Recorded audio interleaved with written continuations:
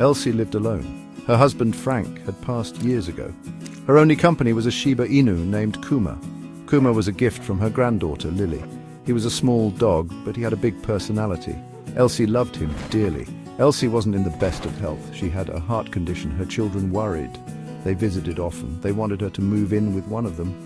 Elsie refused. She had Kuma. She was happy. Kuma was more than a pet. He was Elsie's best friend. He was always by her side. He slept at the foot of her bed. He greeted her with a wagging tail when she woke up. Elsie talked to Kuma like he was a person. She told him her secrets. She shared her worries. Kuma listened patiently. He offered comfort with a warm lick on her hand. Elsie's days were filled with simple routines. She and Kuma went for walks in the park. They sat on the porch swing. Elsie sipped tea. Kuma watched squirrels. Their bond grew stronger with each passing day. One night, something was different. Kuma wouldn't settle down. He paced back and forth. He whined softly. He kept nudging Elsie's hand with his nose. Elsie couldn't understand. Kuma had never acted like this before. Elsie tried to calm him. She spoke in soothing tones. She petted his head. Nothing worked. Kuma continued to pace and whine. He seemed anxious. Elsie felt a pain in her chest. She dismissed it. It was probably just indigestion. Kuma started barking. It wasn't his usual bark. This bark was different. It was urgent. It was loud. He barked and barked. He ran to the door, then back to Elsie. He seemed desperate to get her attention. The barking woke the neighbors. They knew Elsie lived alone. They heard the urgency in Kuma's bark. Something was wrong. They decided to check on her. They were right.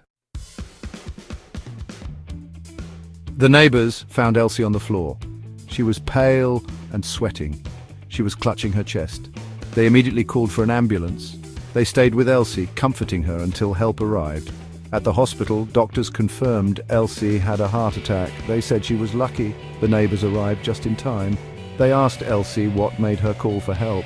Elsie smiled weakly. "It was Kuma," she whispered. "He saved my life."